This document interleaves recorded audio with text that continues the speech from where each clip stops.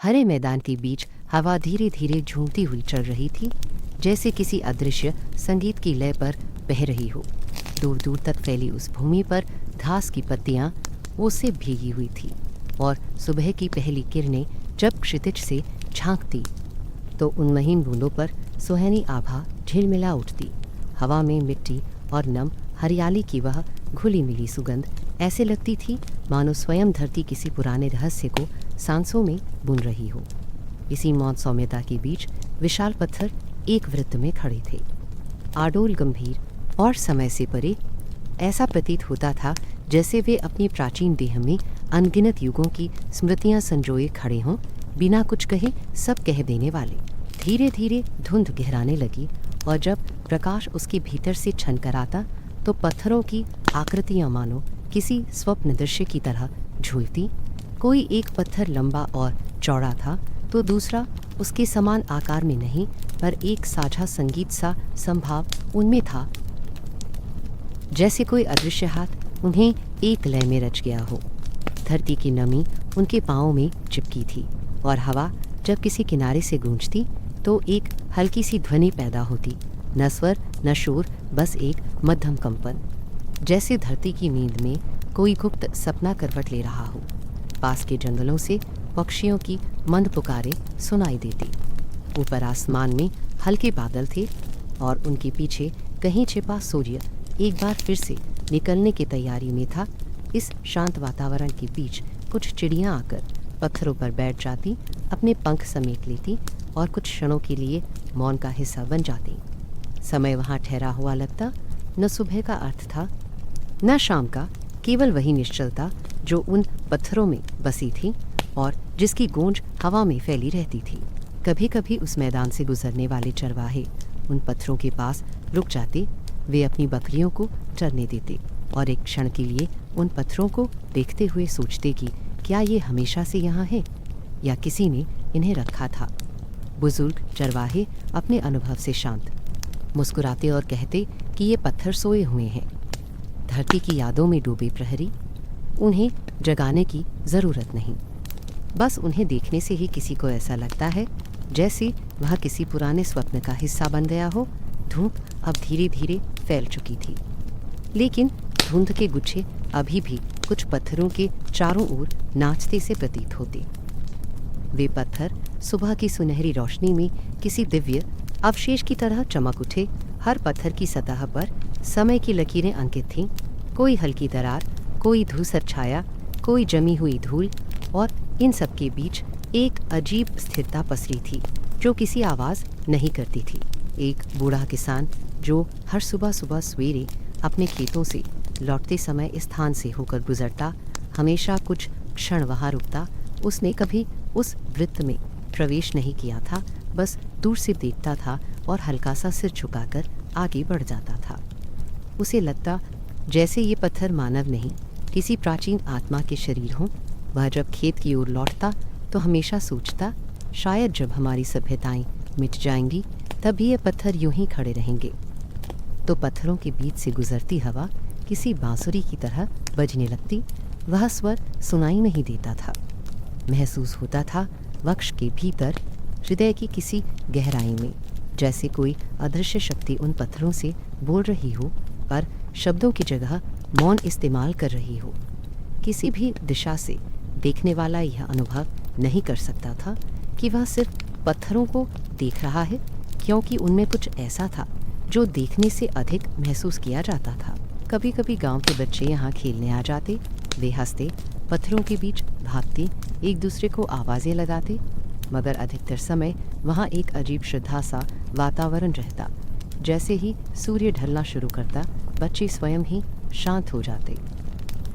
पर पत्थरों के सामने अक्सर उनके भीतर एक अदृश्य अनुशासन उतर आता, एक मौन आदर जो किसी ने उन्हें नहीं सिखाया था। रात होने लगती तो उस वृत्त का रंग बदल जाता, पत्थरों की छायाएं लंबी होकर मैदान पर फैल जाती। चांद जब अपनी हल्की धवल किरणें उन पर फेंकता तो वे पत्थर ऐसे चमकते जैसे किसी प्राचीन मंदिर की प्रतिमाएं हों जो अंधकार में भी उजाले को थामे रहती हैं। कभी कभी हवा के झोंके के साथ घासों की सरसराहट सुनाई देती, जो उस मौन संगीत का हिस्सा लगती थी।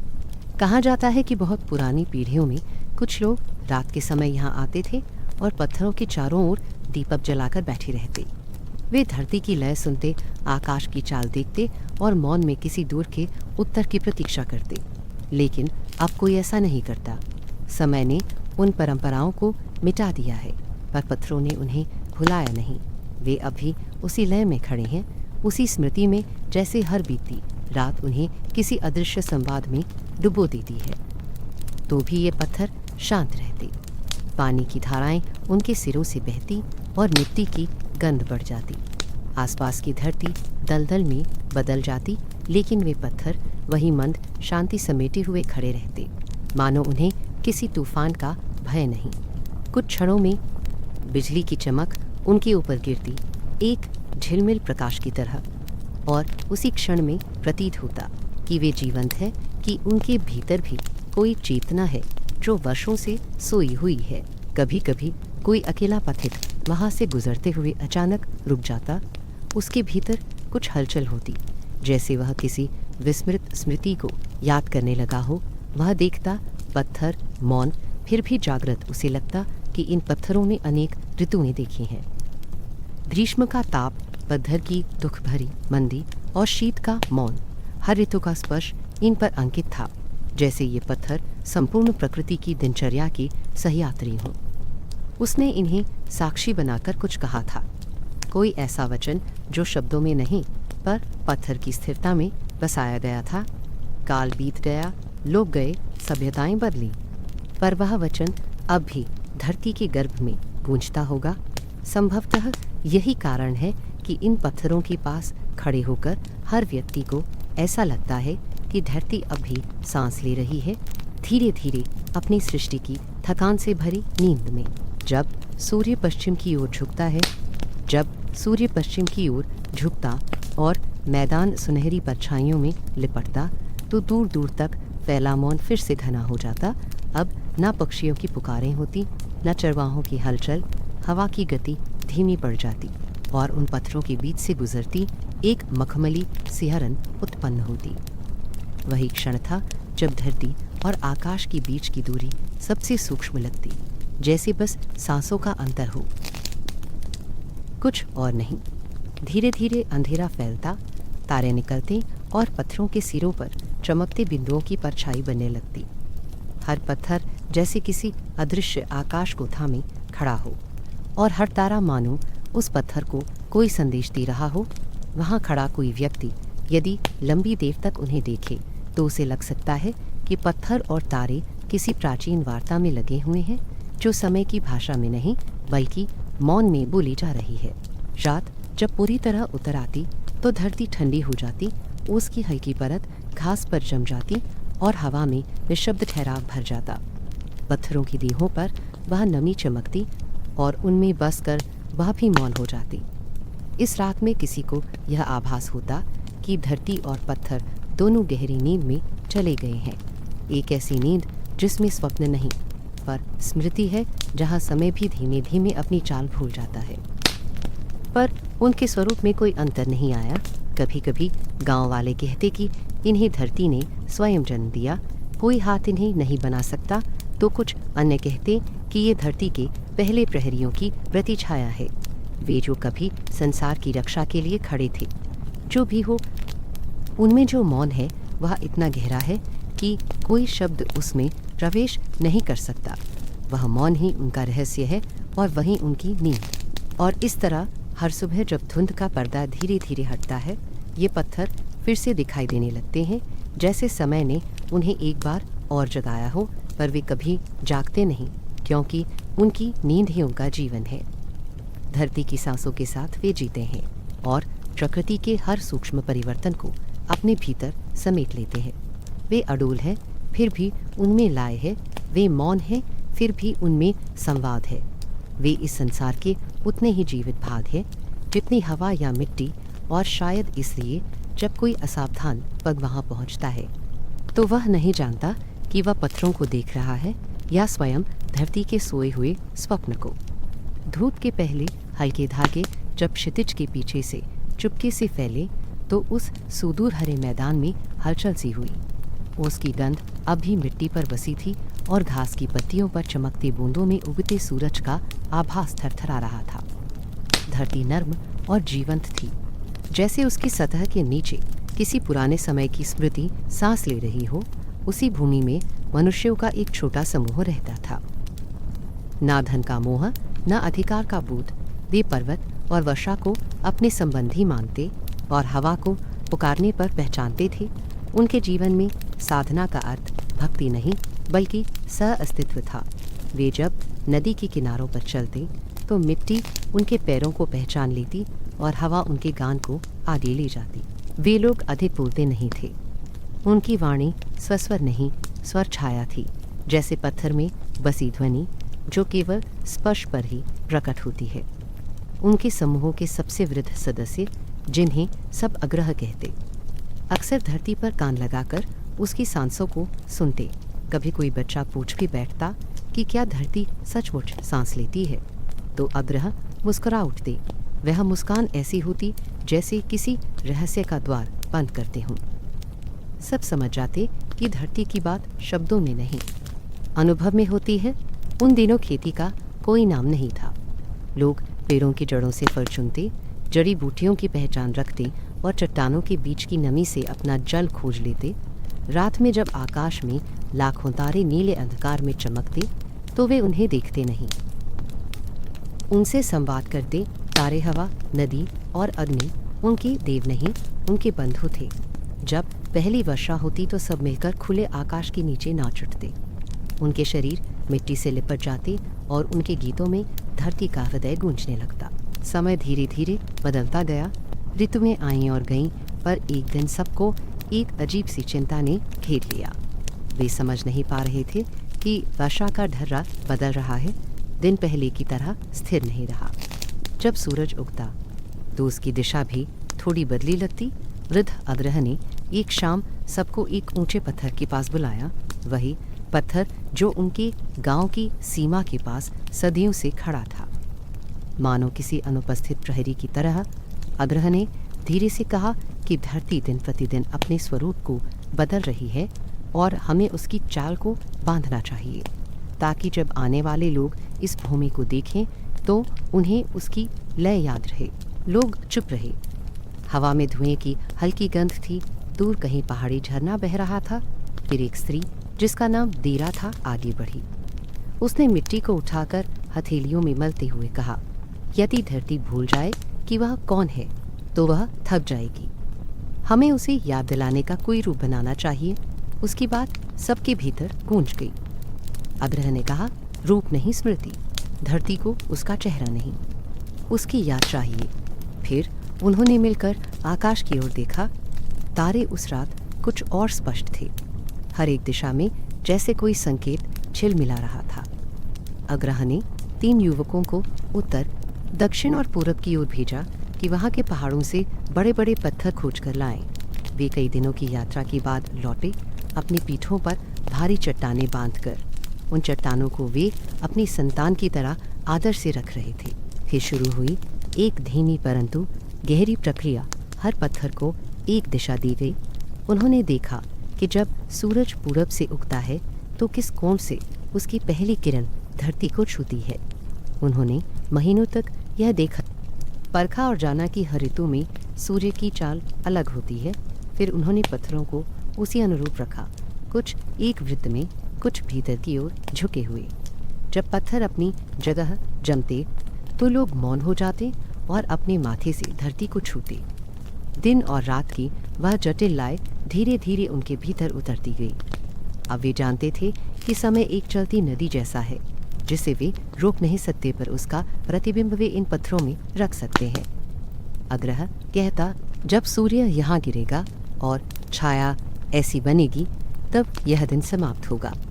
जब ऐसा ना हो समझना कि ऋतु बदल गई।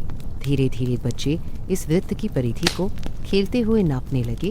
वे पत्थरों के बीच दौड़ते और बूढ़े उनकी हंसी सुनते हुए सोचते कि धरती की स्मृति अब मिटने वाली नहीं।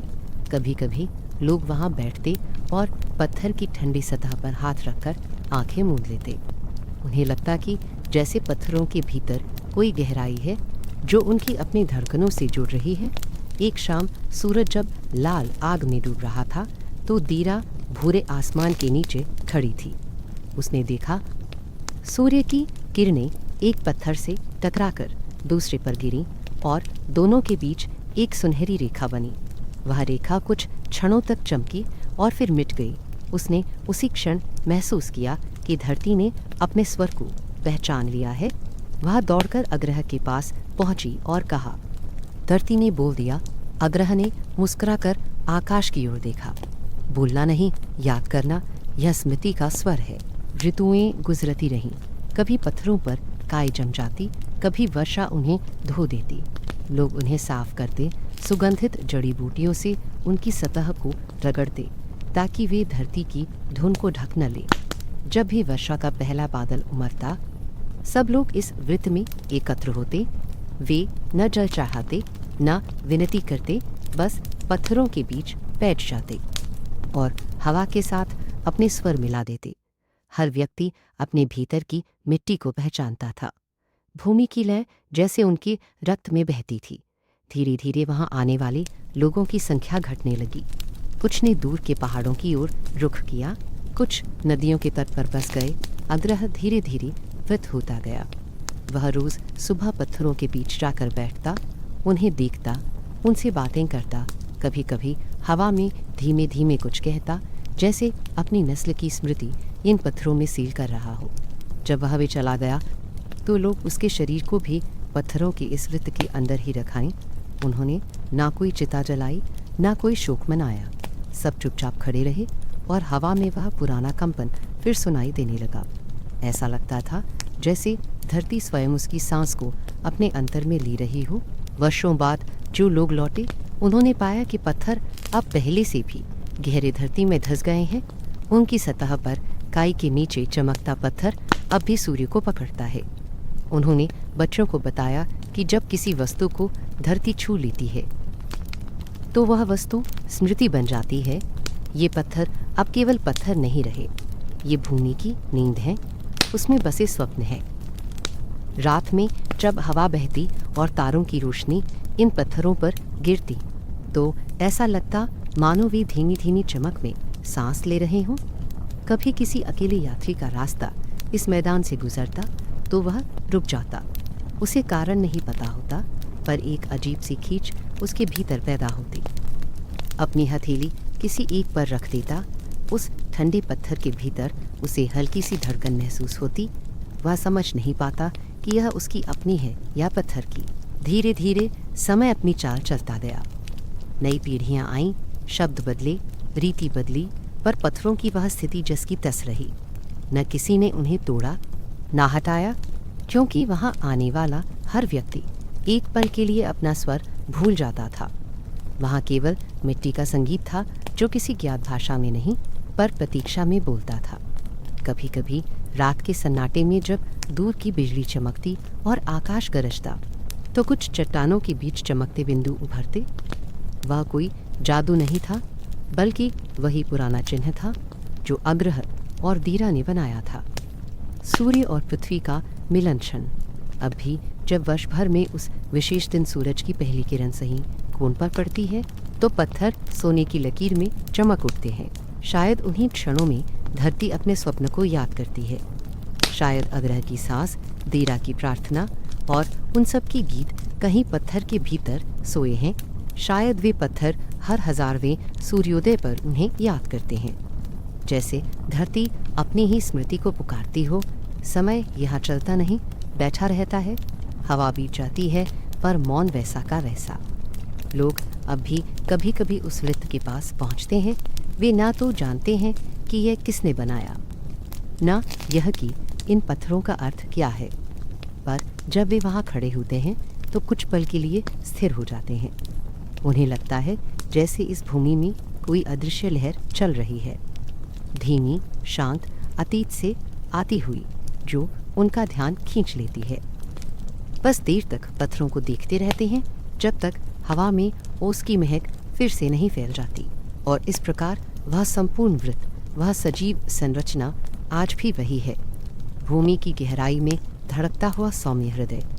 समय ने सब कुछ बदल दिया, पर इन पत्थरों की दृष्टि अब भी वैसी ही है, स्थिर, अडोल और स्मृतियों से भरी। उसके भीतर भी कुछ जागता है, यह बोध कि धरती के पास स्मृति है और हम सब उसके अंश हैं। वही स्मृति जो कभी अग्रह के कानों से होकर इस मिट्टी में उतरी थी और अब हर पत्थर की नींद में धीरे धीरे सांस ले रही है। धुंध उस सुबह कुछ अधिक गहरी थी, हवा ठंडी और नम थी और धरती पर बिखरी ओस की बूंदें किसी नाजुक चमक से झिलमिला रही थीं। दूर से देखने पर वह मैदान किसी स्वप्न सागर की तरह लगता था, जिसमें पत्थरों के टापू तैर रहे हों। धीरे धीरे आसमान का रंग बदलने लगा और पूर्व दिशा के क्षितिज से एक हल्की सुनहरी लकीर उभरी। वहाँ रुखी मिट्टी की गंध थी और हवा में किसी अज्ञात प्रतीक्षा की थरथराहट। पत्थरों पर अभी भी रात की नमी टिकी थी, लेकिन उनमें से हर एक ऐसा लग रहा था मानो किसी गहरे निद्रा से जागने ही वाला हो। सूरज की पहली किरण जब एक पत्थर की ऊपरी धार पर पड़ी तो समय जैसे ठहर गया। हवा एकदम स्थिर हो गई, घास की पत्तियों पर उसकी बूंदें थम गईं और मैदान के विस्तृत विस्तार में एक अवर्णनीय मौन फैल गया। और जैसे जैसे वह दूसरे पत्थर को छूती गई, वैसे वैसे धरती पर सुनहरी आभा फैलती गई। पूरा दृश्य ऐसा था जैसे सृष्टि के आरंभ का कोई क्षण दोहराया जा रहा हो। कोई विश्वास नहीं कर सकता था कि यह केवल प्रकाश था, वह किसी अदृश्य गेंदन का संवाद लग रहा था। धरती और आकाश के बीच का अप्रकट मिलन। जो लोग वहाँ थे वे बोलने का साहस नहीं कर पा रहे थे। वे जानते थे कि इस क्षण में शब्द बाधा है। कुछ लोग अपनी आंखें बंद कर लेते, कुछ पत्थरों को देखे जाते। एक धीमी सी ध्वनि तब हवा में तैरने लगी, बेहद हल्की किंतु स्पष्ट। वह ना घंटी थी ना बांसुरी, बल्कि धरती के हृदय से निकलने वाली कोई गूंज थी। वह स्वर जैसे मिट्टी के भीतर से उठता और फिर पत्थरों की देह से टकराकर हवा में घुल जाता। जो भी सुनता उसके भीतर कुछ हिलता, कोई पुरानी स्मृति, कोई भूल चुके एहसास का बिंदु। धीरे धीरे प्रकाश और बढ़ा और अब हर पत्थर के किनारे सोने की रेखा मानो जीवित हो उठी। ऐसा लगता था जैसे उनमें से कोई शक्ति बह रही हो, जिसे न देखा जा सकता है न पकड़ा जा सकता है। उस ऊर्जा का असर केवल वातावरण पर नहीं, लोगों के मनों पर भी था। एक युवक जो पहली बार अपने गांव से निकलकर यहाँ आया था, उस दृश्य को देखकर स्थिर रह गया। उसकी सांसें धीमी पड़ गईं और उसे लगा जैसे वह अब एक जीव नहीं बल्कि किसी शाश्वत चित्त का अंश है। पर वह भाव दुख का नहीं था, वह उस गहराई का था जिसे केवल इस मैदान की सुबह ही उत्पन्न कर सकती थी। कुछ वृद्ध लोग जिन्होंने जीवन के अनेक ऋतुओं को यहाँ देखा था, जानते थे कि यह संगीत केवल आज का नहीं, हजारों वर्षों से सुनाई दे रहा है। वे कहानियाँ सुनाते थे कि जब पत्थरों को पहली बार खड़ा किया गया था तो धरती ने भी यही स्वर निकाला था, जैसे किसी महान सृष्टि को स्वीकार कर रही हूँ। उन्हीं पलों में समय और मौन का संगम हुआ था और तब से ये पत्थर उस संवाद के अनंत साक्षी बनकर खड़े हैं। अचानक हवा का एक कोमल झोंका उठा, वह पत्थरों के बीच से गुजरा और उनमें टकराकर मध्यम लहरियां पैदा करने लगा। सूरज अब पूरा ऊपर आ चुका था और उसकी रोशनी ने मैदान को पिघले सोने जैसा बना दिया। हवा में उड़ते कण चमक रहे थे और हर घास का तिनका उस प्रकाश का बिंदु बन गया था। वह झोंका जब किसी पत्थर से टकराता तो एक नई गूंज उत्पन्न होती, जैसे कोई अनसुना वाद्य यंत्र धीर स्वर में बज उठा हो। सब लोग उस ध्वनि के साथ सांस लेने लगे और थोड़ी देर के लिए विस्तार, दिशा और समय की सीमा मिट गई। वहाँ एक और वृद्धा खड़ी थी, झुके कंधे, चेहरे पर वर्षों के निशान, पर आंखों में एक स्थिर प्रकाश। वह हर सुबह इसी समय यहाँ आती थी और हमेशा एक ही पत्थर के पास बैठ जाती थी। उसने अपनी हथेलियाँ उस पत्थर पर रखीं और आंखें मूंद लीं। उसकी उंगलियाँ थोड़ी कांप रही थीं, पर उसका चेहरा बिल्कुल शांत था। कुछ ही देर में उसके चेहरे पर मुस्कान आ गई, जैसे उसने कोई परिचित आवाज़ सुनी हो। शायद वह वही प्राचीन ध्वनि थी जो केवल उसकी आत्मा तक पहुंचती थी। धरती से आती वह गूंज अब और गहरी हो चुकी थी, लोगों ने महसूस किया कि उनके पैरों के नीचे हल्का कंप है, मगर भय नहीं था। बस एक मृदुल कंपन। वृत्त के भीतर खड़े पत्थर मानो एक दूसरे से संवाद कर रहे थे। हर पत्थर की छाया अब लंबी हो चुकी थी और वे एक दूसरे से जुड़कर एक अनूठा आकार बना रही थी। ऐसा रूप जो केवल एक क्षण के लिए बनता, फिर मिट जाता। कोई भी उसकी पूरी रचना नहीं समझ पाता, फिर भी वही आकार उन्हें भीतर तक संतुलित कर देता। समय बह रहा था पर महसूस नहीं हो रहा था। यह वह क्षण था जब स्वयं समय भी इन विशाल पत्थरों के बीच आकर ठहर जाता था। हवा अब भी रुक रुक कर बह रही थी और मैदान में बैठे कुछ पक्षी अपने पंखों को समेटे स्थिर खड़े थे। यहाँ तक कि दूर के पेड़ों की पत्तियां भी स्थिर दिखती थीं, जैसे वे इस मौन संगीत को सुन रही हों। सूर्य अब ऊपर चढ़ चुका था, पर उसकी किरणें अब भी पत्थरों के बीच से गुजरते हुए जैसे किसी तरह की लिपि रच रही थीं। एक अदृश्य भाषा जिसे केवल धरती और आकाश समझ सकते थे। कोई कोई कहता कि वह भाषा समय की है, जो हर युग में खुद को नए रूप में लिखती है। जहाँ मौन और गति के बीच की दूरी समाप्त होती थी, जहाँ सुनना और महसूस करना एक ही हो जाता था। धीरे धीरे कुछ बच्चे पत्थरों के चारों ओर दौड़ने लगे।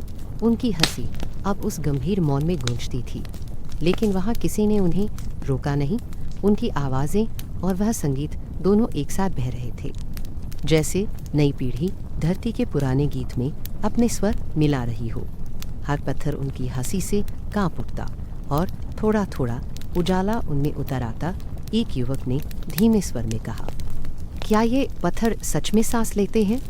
उसके पास खड़े बुजुर्ग ने उत्तर नहीं दिया, बस मुस्कुराकर उसके कंधे पर हाथ रखा और कहा, जब तुम इनके पास चुप रहोगे तब सुनोगे। युवक चुप हो गया। उसने गहरी सांस ली और अपनी हथेली पत्थर पर रखी। उसे लगा जैसे उसकी पीठ के भीतर से कुछ उतरता गया। धरती की नमी उसकी हथेली में समा रही है।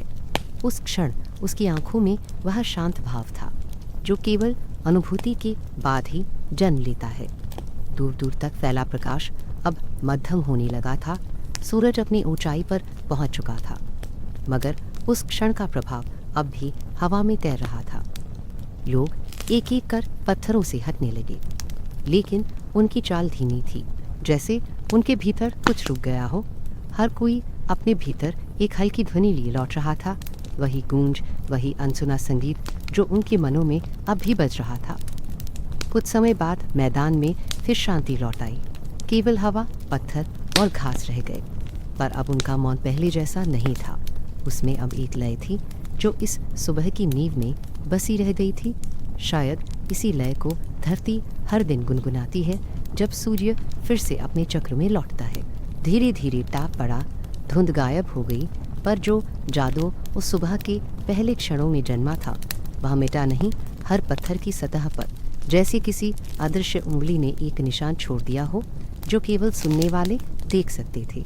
और कहीं न कहीं धरती के भीतर अब भी वह गुंजन चल रही थी, वही पुरातन संगीत जो समय की गोद में सोया है और हर दिन की पहली किरण के साथ फिर जाग उठता है।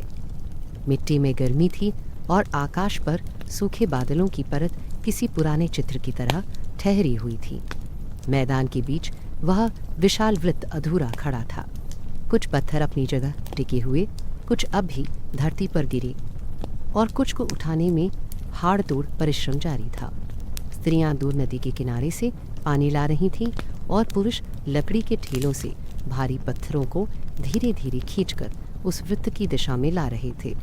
उनके चेहरे पर थकान थी, मगर उस थकान के भीतर एक गहरी शांति थी, जैसे वे जानते हो कि उनका श्रम केवल निर्माण नहीं, किसी मौन प्रार्थना की पूर्ति है।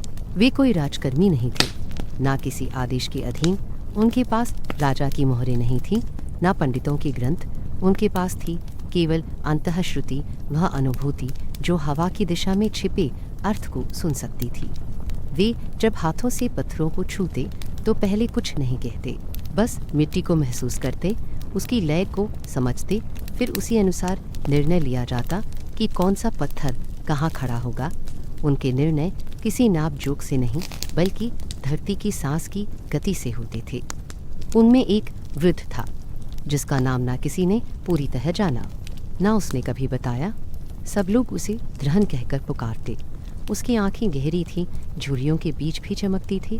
जब हवा किसी दिशा में बहती तो वह उसकी गति से पहचान लेता कि कौन सा पत्थर आज अपनी जगह बुला रहा है। द्रहन अक्सर कहता, धरती अपने रूप को पत्थरों में ढालने चली है। लोग यह सुनकर मौन हो जाते क्योंकि वे समझते थे कि यह द्रहन की बात नहीं, धरती की वाणी है जो उसके होठों से निकल रही है। कभी कभी सूरज की गर्मी से सब थम जाते और हवा में घास की गंध तैरने लगती। उस समय वे सब एक पत्थर की ओट में बैठते और मौन रहते। किसी के पास कोई कथा नहीं थी, फिर भी सब जानते थे कि वे किसी कहने योग्य सत्य के साक्षी हैं। वे एक दूसरे को नहीं सिखाते थे क्योंकि यहाँ सीखने का अर्थ किसी शब्द को जानना नहीं बल्कि किसी क्षण को जीना था। जिस क्षण वे पत्थर उठाते और उसे धरती पर रखते, उसी क्षण वे समझते कि यह केवल मेहनत नहीं, यह अर्पण है। जब वृत्त का आकार धीरे धीरे स्पष्ट होने लगा तो लोगों ने देखा कि सूरज की पहली किरण अब कुछ पत्थरों की श्रृंखला से सीधी होकर गुजरती है। उस दृश्य में ऐसी अद्भुत सटीकता थी कि कोई उसे देखकर द्रहन से पूछे बिना न रह पाता, क्या यह संयोग है? द्रहन बस मुस्कुरा देता, संयोग तब होता है जब कोई सुनना छोड़ दे। हमने धरती की गति को सुना है और वह स्वयं हमें दिशा देती है। एक दिन जब सब काम में व्यस्त थे, एक पत्थर टूट गया। उसके गिरने की गूंज दूर के पहाड़ी ढलानों तक पहुंची। काम रुक गया। कई लोग दुखी हो गए। कुछ ने इसे अपशकुन कहा। पर द्रहन आगे बढ़ा, टूटी हुई सतह को देखा, अपनी हथेली उसके ऊपर रखी और आंखें बंद की। वह बहुत देर तक मौन रहा। फिर अचानक उसने कहा, यह पत्थर अब अधूरा नहीं है, यह धरती की थकान का हिस्सा बन चुका है। सब लोग समझ गए कि बात समाप्त है। उन्होंने उसे उसी जगह छोड़ दिया, न बदला, ना तोड़ा। वह पत्थर आज भी मैदान के किनारे पड़ा है जहाँ घास उसकी दरारों में उग आई है। दिनों के साथ साथ काम बदलता गया। वृत्त लगभग पूरा हो चुका था। चारों दिशाओं में बड़े पत्थर खड़े थे और उनके बीच छोटे छोटे खंभे जैसे किसी छिपे गणित के अनुसार रखे गए थे। कोई एक भी शब्द माप का उपयोग नहीं करता, पर हर पत्थर सटीक जगह पर था। यह सटीकता किसी संख्या की नहीं, अनुभूति की थी। अक्सर रातों में द्रहन अकेला उन पत्थरों के बीच घूमता। उसकी उंगलियां पत्थरों की सतह पर फिसलती और वह किसी अनदेखे समय से बात करता। कभी कभी वह पुराने लोगों के नाम दोहराता जो अब इस दुनिया में नहीं थे। उसे लगता उन सब का हिस्सा अब इन पत्थरों में उतर चुका है। एक संध्या को आकाश में जब सूरज डूब रहा था और धुंधल का उतरता जा रहा था, द्रहन ने सबको बुलाया। हवा में ठंडक थी और मिट्टी में नमी। उसने कहा कि अब वृत्त पूरा हो चुका है, पर यह वृत्त उनका नहीं, धरती का है। हम केवल उसका रूप बनने वाले हाथ हैं। हमारी पहचान मिट जाएगी मगर यह वृत्त रहेगा। समय का साक्षी बनकर उसकी आवाज़ में कोई दुख नहीं था, केवल निश्चय था। सबने एक साथ मस्तक झुकाया और फिर लंबे समय तक कोई शब्द नहीं बोला। रात को एक अजीब घटना हुई। हवा एकदम स्थिर हो गई और आसमान में चांद कुछ क्षणों के लिए पत्थरों के बीच से होकर गुजरा। चांदी जैसी उस रोशनी ने वृत्त को इस तरह प्रकाशित किया जैसे पूरी धरती धीरे धीरे सांस ले रही हो। सबने देखा पत्थरों की छाया एक दूसरे से मिलकर अंदर एक नया वृत्त बना रही है। कोई शब्द नहीं था उस क्षण, पर सबके मन में एक ही भाव था, जैसे उन्होंने धरती की आत्मा को रूप लेते देखा हो। कई लोग आंसुओं से भीग गए, पर किसी ने उसे रोना नहीं कहा। वह भावधारण था किसी अमूर्त सत्य को पहचानने का। उस भोर द्रहन सबसे पहले उठा। सूरज की पहली किरण जब क्षितिज पर दिखाई दी, वह वृत्त के बीच पहुंच गया। उसने अपने हाथ फैलाए हो पत्थरों की दिशा देखी और धीरे धीरे अपनी आंखें बंद कर लीं। लोग दूर खड़े थे और मौन में देखते रहे। कुछ ही क्षणों में एक सुनहरी रेखा उसके चेहरे पर पड़ी और उसी के साथ उसकी सांस धीरे धीरे थम गई, क्योंकि लगता था जैसे वह इसी क्षण की प्रतीक्षा कर रहा था। जब उसका शरीर धरती की उसी लय में विलीन हो जाए जिसे वह वर्षों से सुनता रहा था, लोगों ने उसे पत्थरों के उस वृत्त के भीतर ही दफनाया। किसी ने समाधि नहीं बनाई, कोई नाम नहीं लिखा, केवल कुछ नीले फूल उसके सिरहाने रखे गए और फिर सब पीछे हट गए। बहुत देर तक हवा स्थिर रही और पत्थरों के बीच हल्का सा स्पंदन होता रहा। किसी ने कहा कि उस क्षण जब सूरज ने वृत्त को छुआ तो हर पत्थर में एक नरम लहर उठी, जैसे उनमें कोई अनाम सांस चल पड़ी हो। बाद के वर्षों में वह समूह बिखर गया। कुछ लोग दूर चले गए, कुछ इसी भूमि पर बूढ़े होकर मिट्टी में मिल गए। कोई इतिहास नहीं लिखा गया, कोई शिलालेख नहीं, पर जो भी इस वृत्त के पास से गुजरता उसे लगता कि यहाँ कुछ ऐसा है जो जिंदा है, जो समय के साथ थमता नहीं। कभी कभी हवा चलती और ऐसा है कि जैसे किसी की धीमी आवाज़ गूंज रही हो, वही जो कभी द्रहन की थी या किसी अनाम की जो पत्थर उठाकर लगा रहा था।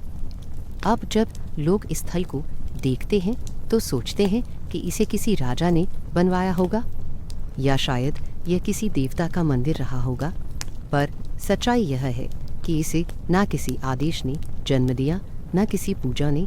इसे उन लोगों ने रचा जिनके पास केवल आकाश का ज्ञान और धरती का स्नेह था। वे साधारण थे, मिट्टी जैसे, सरल और गुमनाम। पर जिस तरह मिट्टी सब कुछ अंकुरित करती है, वैसे ही उन्होंने भावों को पत्थरों में अंकुरित कर दिया। उन पत्थरों पर हाथ रखने पर अब भी एक हल्की गर्मी महसूस होती है, मानो किसी के स्पर्श का अवशेष उसमें रह गया हो। वह गर्मी न सूरज की है, न हवा की, वह उन अनाम निर्माताओं की है जिन्होंने बिना नाम की, बिना आस की यह अद्भुत रचना संसार को दी। उनका अस्तित्व अब हवा में बिखर गया है, पर उनके हाथों का स्पर्श हर पत्थर के भीतर ठहरा हुआ है।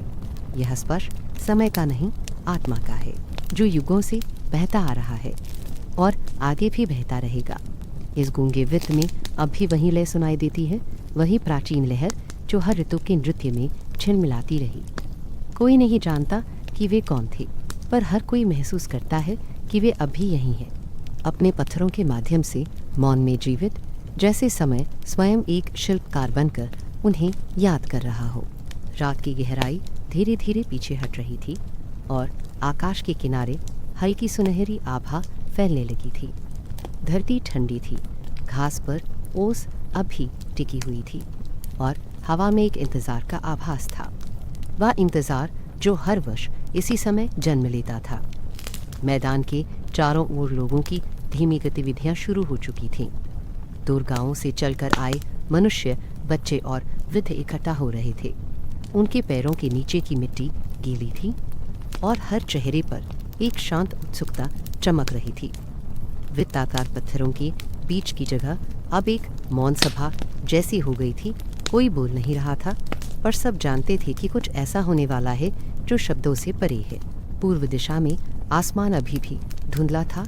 एक हल्की चिड़िया कहीं से उड़कर पत्थरों के शिखर पर आ बैठी। हवा ने सबकी सांसें थाम ली। लोग उसी दिशा की ओर टकटकी लगाए देख रहे थे, जहाँ पर्वतों के पीछे से सूर्य का जन्म हर वर्ष इसी दिन एक नए अर्थ के साथ होता था। उस क्षण जब सबसे पहली किरण पत्थरों के मुख्य द्वार को छूती है, तब पूरा संसार जैसे कुछ क्षणों के लिए रुक जाता है।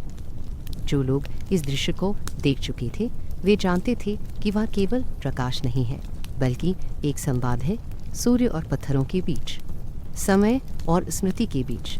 धीरे धीरे क्षितिज ने एक सुनहरी रेखा ओढ़ी। वह किरण जो अब तक धुंध में बंधी थी, पत्थरों के उस द्वार की ठीक केंद्र रेखा से होकर मैदान में उतर आई। उसकी रेखा इतनी सीधी, इतनी स्थिर थी कि लोगों को लगा जैसे किसी अदृश्य हाथ ने दिशा तय की हो। पत्थरों की देहों पर वह प्रकाश फैलने लगा और हर पत्थर का रंग बदल गया। घोर धूसर पत्थर अब सुनहरी चमक में बदल गए थे। उनमें ऐसी दीप्ति थी कि कोई कुछ देर तक आंखें टिकाकर नहीं देख पा रहा था। वह केवल प्रकाश नहीं था, वह एक सांस की तरह था जो पत्थरों के भीतर जीवन भर रहा था और अब बाहर आ रही थी। हवा में कुछ बदल गया। लोग चुप थे, पर हवा में अब स्पष्ट कंपन था। वह कंपन उतना ही सूक्ष्म था जितनी धरती की धड़कन होती है। हर पत्थर से एक नरम तरंग निकलती प्रतीत हो रही थी और वे तरंगे एक दूसरे में मिलकर एक अदृश्य स्वर बना रही थीं। किसी ने कहा कि यह धरती का गान है जो केवल संक्रांति के क्षण में गूंजता है। उस स्वर में कोई शब्द नहीं थे, पर वह सबकी आत्माओं को छू रहा था। स्त्रियां अपने झुके हुए सिर ऊपर उठाकर देखने लगीं और कुछ बच्चों ने अनायास हथेलियां जोड़ लीं, बिना यह जाने कि यह किसी आराधना का हिस्सा नहीं। सूर्य अब पूरा निकल चुका था और उसकी रोशनी पत्थरों के हर कोने को छू चुकी थी। वृत्त के मध्य में एक लहर सी उठी, मानो पत्थर स्वयं सांस ले रहे हों। उनकी छाया एक दूसरे से मिलकर एक नया आकार रच रही थी। वहाँ के पुरातन लोग कहते थे कि यह आकार ऋतुओं का नृत्य है। जब सूर्य धरती की रेखाओं पर नए चिन्ह उकेरता है और हर पत्थर अपने स्वरूप में बदल जाता है, लोग लंबे समय तक देखते रहते, बिना पलक झपकाए, क्योंकि यह क्षण केवल एक बार आता था और उसके बाद पूरा वर्ष सूर्य किसी न किसी ओर झुक जाता था। वृद्धजन जिन्होंने कई बार यह दृश्य देखा था, उन्हें हर बार लगता जैसे पहला अनुभव हो। वे जानते थे कि यह एक अलौकिक मिलन है, वह मिलन जिसमें न देवी है न देवता, केवल धरती और आकाश का आलिंगन है। त्रहन जैसे निर्माताओं की स्मृति अब भी हवा में बसी थी। जब यह रचना पूरी हुई थी तब भी यही दृश्य दिखा था। कहा जाता है कि उस दिन सूर्य की किरण ने ग्रहण के मस्तक को भी ऐसे ही छुआ था और पत्थरों को आशीर्वाद दिया था। अब सदियां बीत चुकी थीं, पर वह प्रकाश हर वर्ष पुनः वापस आता, मानो ग्रहण और उसके साथियों को याद करता हो। लोगों में से कुछ पत्थरों के पास जाकर अपनी हथेलियां उन पर रख देते। ठंडा पत्थर अब गर्म लगने लगता।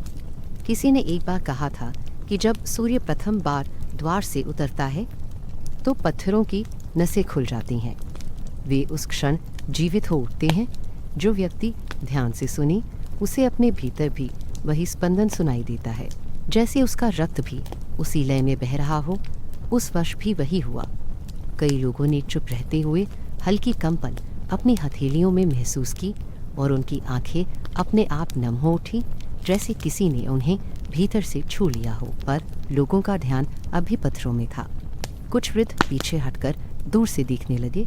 वे बोले नहीं, पर उनके चेहरे पर आभास जैसा कुछ था। शायद इस दृश्य में उन्हें यह स्मरण हुआ कि मनुष्य और प्रकृति के बीच का यह संवाद कभी शब्दों से नहीं टूटा। जो लोग इसे पूरा समझते, वे असल में प्रकृति के उस आरंभिक मिलन को देख रहे थे, जिसमें जीवन की पहली सांस छिपी हुई थी।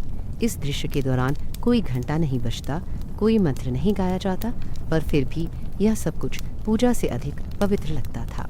धीरे धीरे जब सूर्य की किरणें अब पत्थरों के सिरों से ऊपर पहुंच गईं, तो उसका प्रकाश समग्र मैदान पर फैल गया। लोग अब थोड़े थोड़े हटने लगे। कुछ ने अपनी आंखों में भरा दृश्य याद रखने के लिए फिर पीछे मुड़कर देखा। जो पहली किरण पत्थरों से होकर गुजरी थी, अब उसकी रेखा मिट चुकी थी, पर वह रेखा कहीं अदृश्य रूप से हवा में रह गई थी, जैसे वह हर वर्ष लौट आने वाले मिलन का वचन दे गई हो। शाम होते होते मैदान फिर शांत हो गया। पक्षी लौट आए और पत्थरों की छाया अब लंबी होकर घास पर फैल गई। जब सूर्य पश्चिम की ओर डूब रहा था, कुछ लोग रुककर देख रहे थे कि उसका अंतिम प्रकाश अब उन्हों पत्थरों के किनारों को छू रहा है।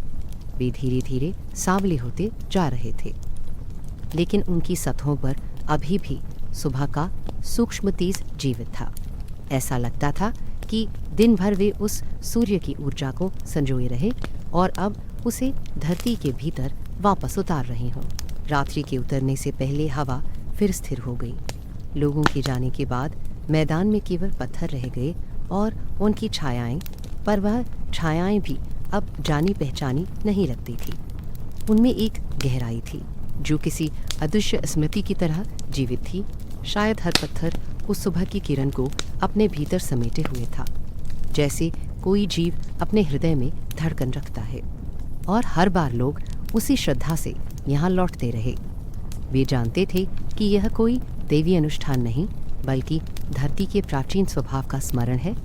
जब पहली बार मानव ने आकाश में सूरज की चाल देखी होगी, तब उसने उसी क्षण प्रकृति से संवाद करने का अर्थ सीखा होगा। उसी सीख की सजीव छवि ये पत्थर हैं जो हर वर्ष सूर्य के स्पर्श से जीवित होते हैं और फिर पूरे वर्ष मौन में लयबद्ध रहते हैं। जब रात पूरा मैदान ढक लेती तो पत्थरों के ऊपर चांद की रोशनी उतरती। वह रोशनी अब सुबह की सुनहरी ध्वनि से भिन्न थी, ठंडी, धीमी और उनींदी, लेकिन पत्थरों की आकृतियां अब भी वैसे ही दृढ़ दिखाई देती, मानो वे किसी अदृश्य प्रार्थना में मग्न हों। शायद यही वह क्षण होता जब धरती और आकाश दोनों एक दूसरे को स्मरण करते हैं, चुपचाप बिना आवाज़ के, केवल प्रकाश और छाया के मिलन से।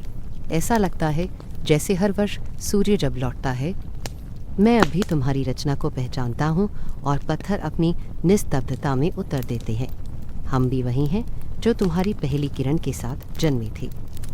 इन दोनों के बीच बहता वह संवाद ही उस मैदान का शाश्वत संगीत है जो युगों से चलता आया है और आने वाले युगों तक सुनाई देगा।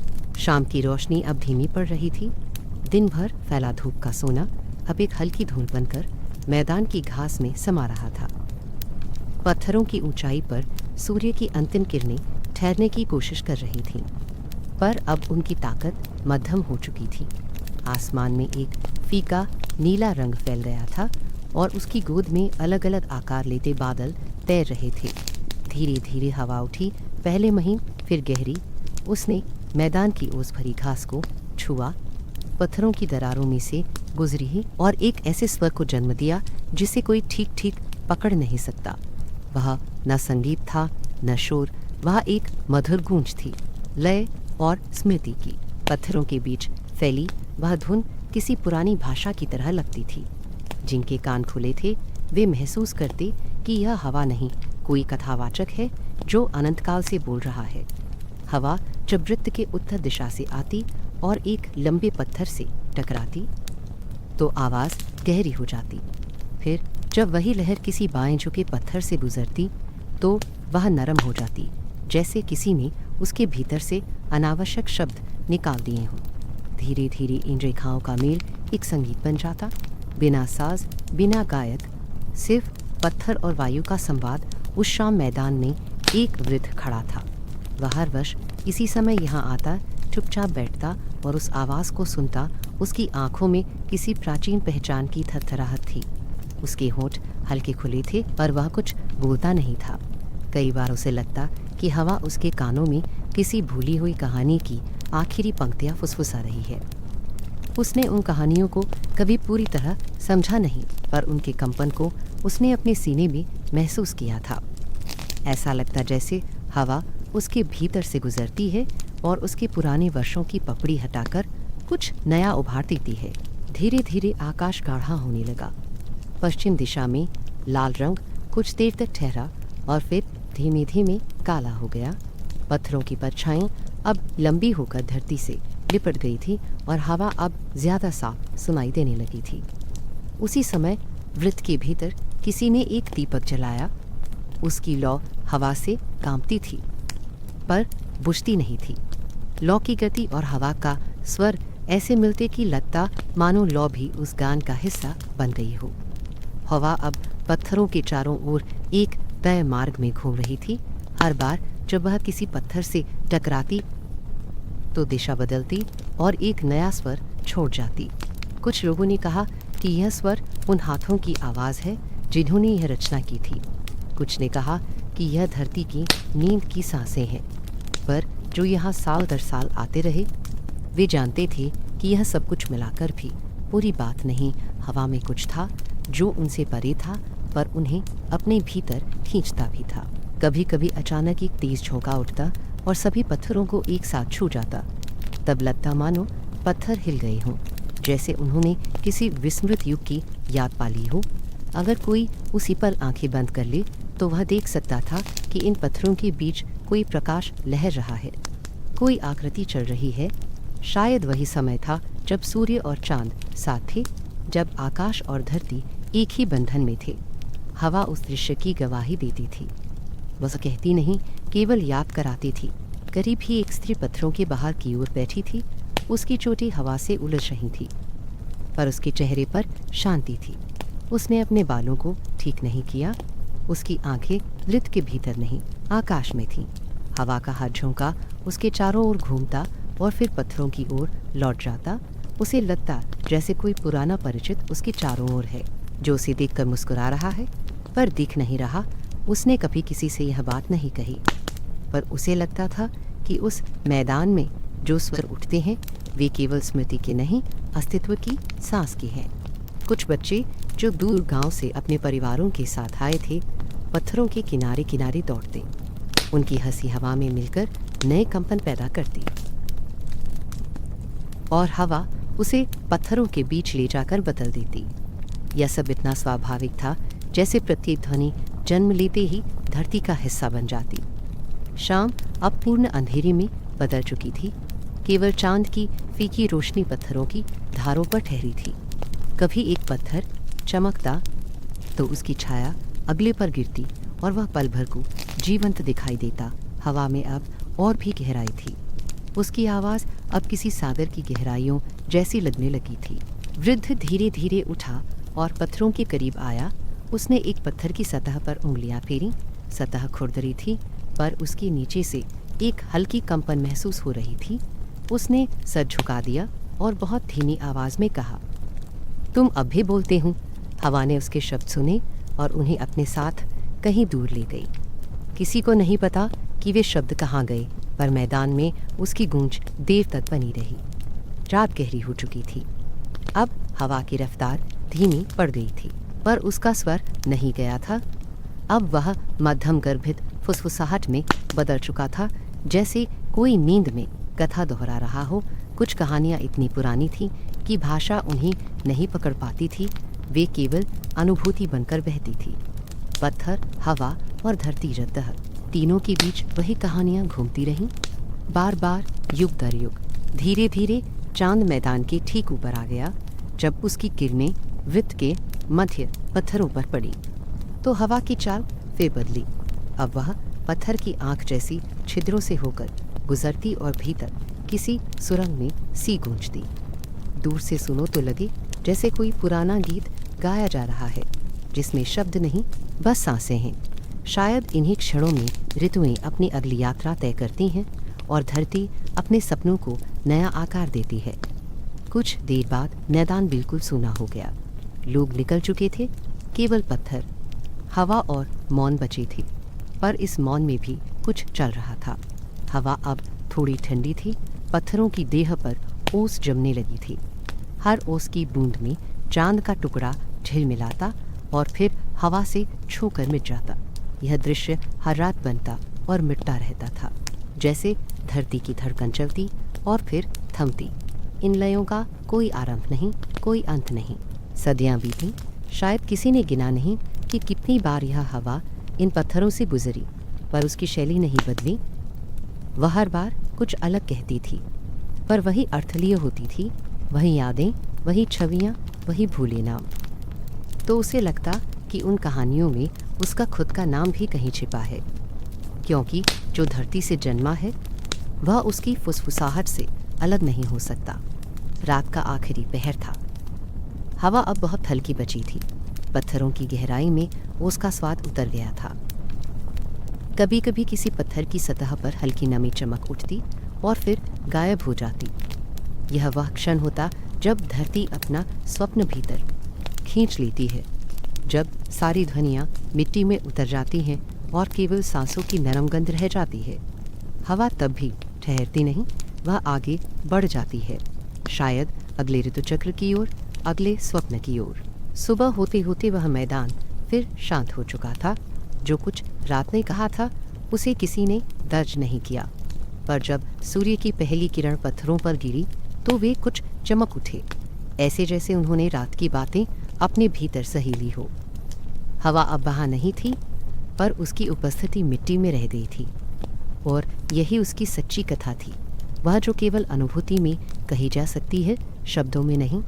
चांद उस रात बहुत बड़ा था, मानो धरती के बिल्कुल करीब उतर आया हो। उसकी धवल रोशनी मैदान की हर घास पर ठहरी थी, और स्टोनहेंज के पत्थरों की देहें उस प्रकाश में ऐसे चमक रही थीं जैसे किसी ने उन्हें भीतर से प्रज्वलित कर दिया हो। हवा ठंडी थी, पर उसमें कोई कठोरता नहीं थी। उसमें एक मुलायम स्पर्श था जो समय की परतों को धीरे धीरे सहला रहा था। सारी धरती इस प्रकाश में डूबी हुई थी, शांत, स्थिर किंतु जीवित। पत्थरों की लंबी छायाएं दूर तक फैली थीं और जहाँ जहाँ वे घास से मिलती वहाँ अंधेरे और उजाले की रेखाएं कोई नया आकार बनाती, जैसे चांद स्वयं धरती को कोई छिपा संदेश लिख रहा हो। हवा हल्की थी पर उसमें कोई अदृश्य लय थी। वह पत्थरों की दरारों से गुजरती, पत्थरों के किनारों से टकराती, फिर कहीं दूर खो जाती। हर टकराव एक मन स्वर पैदा करता, इतना हल्का कि केवल वही सुन सकता था जो भीतर से खाली हो। वह स्वर किसी गीत जैसा नहीं था, बल्कि वही अपनापन था जो धरती और आकाश की सांसों के बीच बहता है। यदि कोई देर तक वहाँ खड़ा रहता तो उसे लगता यह हवा केवल बह नहीं रही, कुछ कह रही है, कहानी के रूप में नहीं, एहसास के रूप में। झींगुरों की आवाज़ें हर दिशा से आ रही थीं। वह संगीत की तरह नहीं, बल्कि किसी अदृश्य महासागर की लहरों जैसी गूंज रही थीं। पत्थरों पर चांद की रोशनी जब फैलती तो वे एक एक पल में रंग बदलते से दिखाई देते। कभी वे चांदी जैसे चमकने लगते तो अगले ही क्षण किसी गहरी धूसरता में ढक जाते। यह सब कुछ इतना धीरे घटता कि देखने वाला जान पाता भी नहीं कि परिवर्तन कब शुरू हुआ। पूरा दृश्य ऐसा था मानो धरती किसी पुरानी याद को फिर से जी रही हो, किसी अनकही अनुभूति को चांद की धड़कनों के साथ दोहरा रही हो। वहाँ कोई मनुष्य नहीं था, कोई आवाज़ नहीं, पर मौन भी वहाँ साधारण नहीं था। उसमें ऐसा जादू था जिसे शब्द नहीं बांध सकते। वह मौन ठहरा नहीं था, बल्कि बह रहा था, जैसे जल का कोई पारदर्शी प्रवाह। वह बहाव पत्थरों की देह के भीतर से होकर गुजरता, हवा में विलीन हो जाता और फिर धरती की नसों में उतर जाता। यही वह क्षण था जहाँ कोई भी जीव अपने अस्तित्व के बाहर निकलकर प्रकृति के भीतर समा सकता था। यह मौन ऐसा था जिसमें सब कुछ कहा जा चुका था और फिर भी सब कुछ सुनना बाकी था। चांद अब वृत्त के मध्य आ चुका था। उसकी किरणें सीधी उन पत्थरों के शीर्ष पर गिर रही थीं जो वृत्त के केंद्र की रक्षा में खड़े थे। हर पत्थर पर बनी महीन रेखाएं उस प्रकाश में चमक उठी। वे रेखाएं मानो किसी पुरातन लेख की लिपि हों, जिन्हें केवल धरती जानती हो। जैसे जैसे चांद ऊपर बढ़ता गया, उन रेखाओं की छायाएं धीरे धीरे बदलती गईं। कभी वे सीधी होकर एक रूप बनाती, कभी झुककर मिट्टियों में घुल जाती। देखने वाला यदि संवेदनशील होता तो उसे लगता कि ये रेखाएं सांस ले रही हैं, अपना आकार बदलती हैं और नई कथा कहती हैं। किसी पत्थर के निचले हिस्से में एक छोटी सी दरार थी जिसमें घास उगाई थी। चांदनी उस दरार में समा गई और वहाँ हल्की नमी चमक उठी। ऐसा लगा जैसे कोई अदृश्य आंसू धरती से फूट निकला हो। कोई शोक नहीं था वहाँ, पर फिर भी उस दृश्य में एक आश्चर्यजनक कोमलता थी, जैसे जीवन और मृत्यु दोनों एक ही पल में मौन होकर बैठे हों। हवा ने उस नमी को छुआ और एक अत्यंत मंद सरसराहट पैदा हुई। वही सरसराहट पत्थरों के बीच घूमने लगी, मानो कोई पुराना संवाद फिर जग गया हो। दूर वृत्त के बाहर के पेड़ इस पूरे दृश्य को देखते प्रतीत हो रहे थे। उनकी पत्तियां हिल नहीं रही थी, वे चुपचाप थीं, जैसे वे स्वयं भी उस मौन अनुष्ठान का हिस्सा हों। घास पर चमकती ओस की बूंदें हर झटके में कांपती और फिर स्थिर हो जाती। यह सब इतना स्वाभाविक था जैसे हवा और चांद और पत्थर एक ही देह के अंग हों। कोई एक हलचल करता तो बाकी तीनों उसके साथ प्रतिक्रिया करते। इस जाल के भीतर कोई मनुष्य नहीं था, पर मनुष्य की आत्मा वहाँ बसी थी, उस ठहरी हुई गति में, उस मौन के संगीत में। कभी कभी हवा में एक हल्की गंध आती ही, मिट्टी, ओस और पुरानी जड़ों की। उस गंध में समय की परतें थी। वह किसी को उसके बचपन की याद दिला सकती थी, किसी को अपनी माँ के आंगन की, किसी को किसी खोए हुए स्वप्न की। यही गंध थी जो इस पूरे मैदान को जीवंत रखती थी। वह एक क्षण के लिए आती और उतनी ही चुपचाप चली जाती।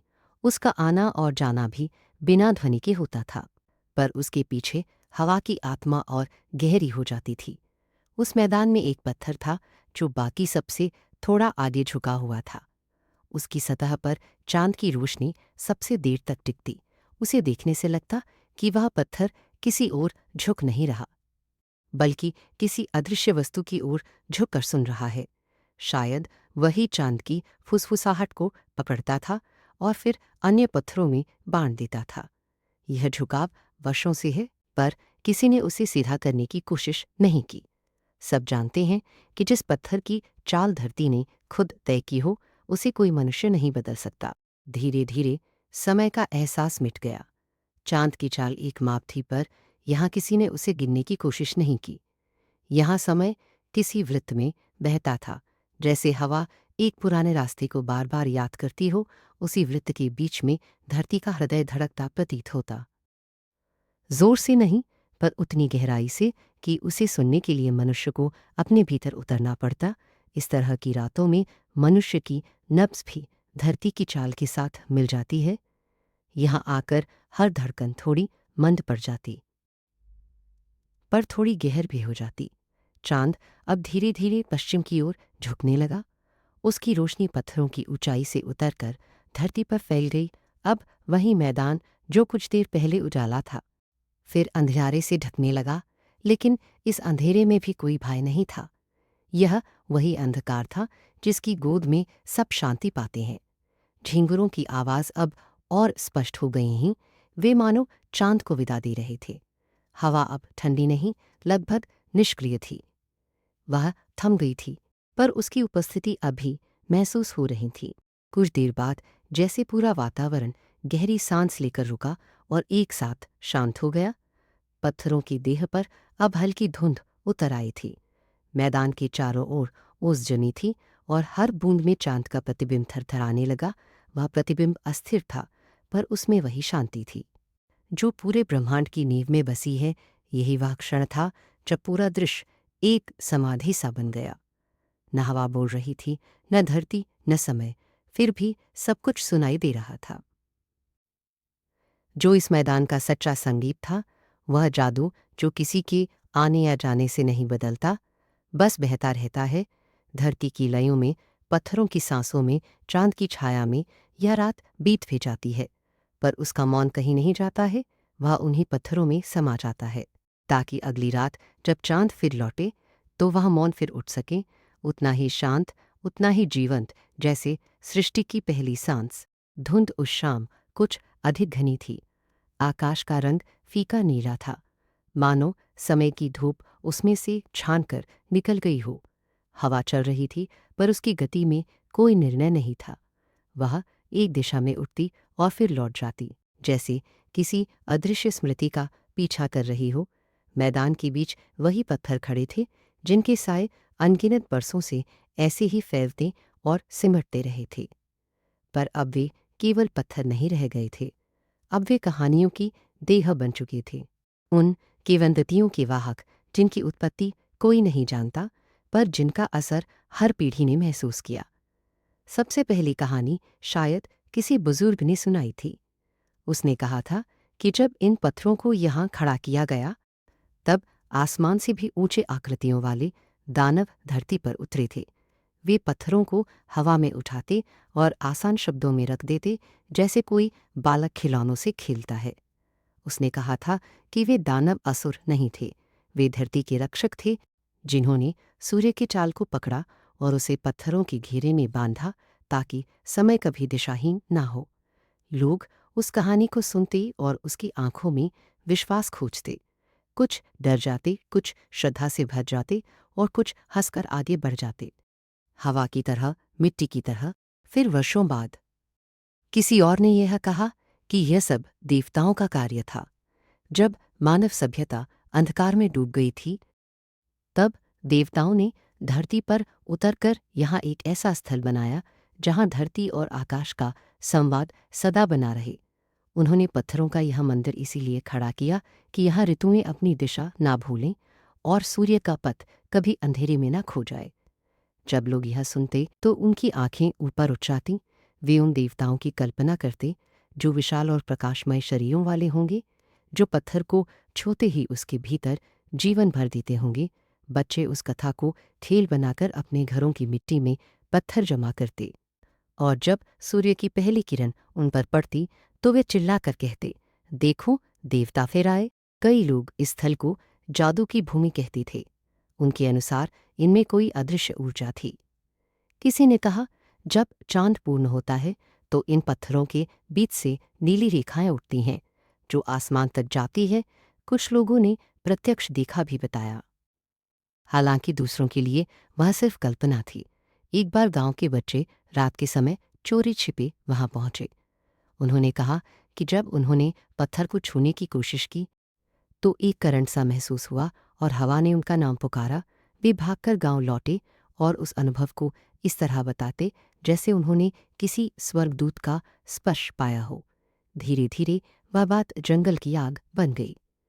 लोग कहने लगे, ये पत्थर जीवित है, इनमें किसी पुरानी आत्मा का वास है। जो उन्हें एकांत में छू ले उसे अपनी ही बीती स्मृति दिखाई देती है।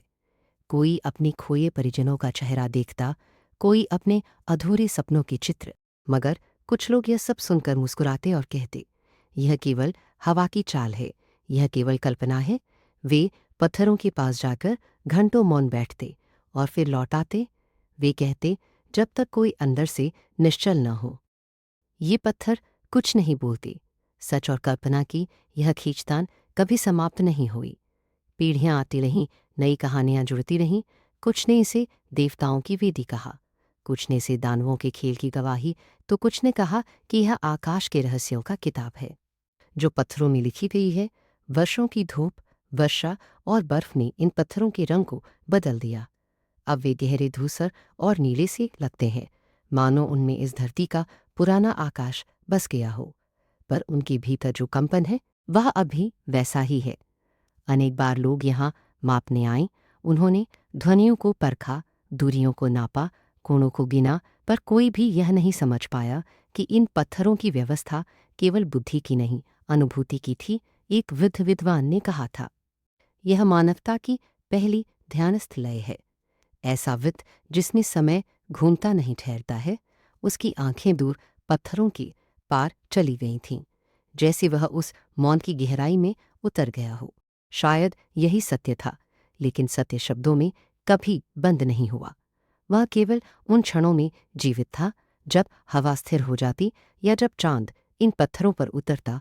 तब पत्थर किसी जीव की तरह चमक उठे, पर किसी ने उसे चमत्कार नहीं कहा, बस देखा और मौन रह गया। यही मौन सच्चाई के सबसे करीब था, वही मौन जो समय से भी पुराना है। उन पत्थरों में यही मौन अब भी बसा है, उतना ही जीवंत जितना तब था जब पहली बार इन्हें खड़ा किया गया। वह मौन शब्दों से नहीं गूंजता, पर उसकी गहराई में जाने वाला जान जाता है कि सृष्टि के सारे स्वर उसी से जन्मे हैं। कभी कभी जब कोई यात्री इस मैदान से गुजरता तो उसे लगता कि पत्थरों की एक लंबी पंक्ति उसके साथ चल रही हैं। हवा की दिशा बदलती और उनके सिरे चुपचाप चमक उठते। यात्री रुक जाता, चारों ओर देखता और उसे एहसास होता कि इन पत्थरों की छायाएं हवा में नहीं, उसकी स्मृति में हिल रही हैं। कुछ लोग कहते कि इन पत्थरों के नीचे धरती सोई हुई नहीं, बल्कि सुनती है। अगर कोई ध्यान से खड़ा हो तो उसे मिट्टी से उठती धीमी धड़कन महसूस होती है, वही जो सदियों पहले निर्माताओं ने सुनी थी। पर जिनके भीतर जल्दबाजी होती, वे कुछ नहीं सुनते, उन्हें कोई चमत्कार नहीं दिखता। किंवदंतियों ने इस स्थान को देवत्व का आकार दे दिया, पर उनका सच्चा रहस्य उस देवत्व से भी सूक्ष्म था। जब हवा कहानियों की तरह फैली तो उसने इन पत्थरों के चारों ओर मनुष्य के विश्वास की परतें जमा दी। ये परतें धीरे धीरे भारी हो गई, इतनी कि सच्चाई उनके नीचे दबकर मौन हो गई। पर मौन मिटा नहीं, वह हर रात उसी गहराई से उठता जब सब सो जाते और हवा फिर पत्थरों के बीच घूमती।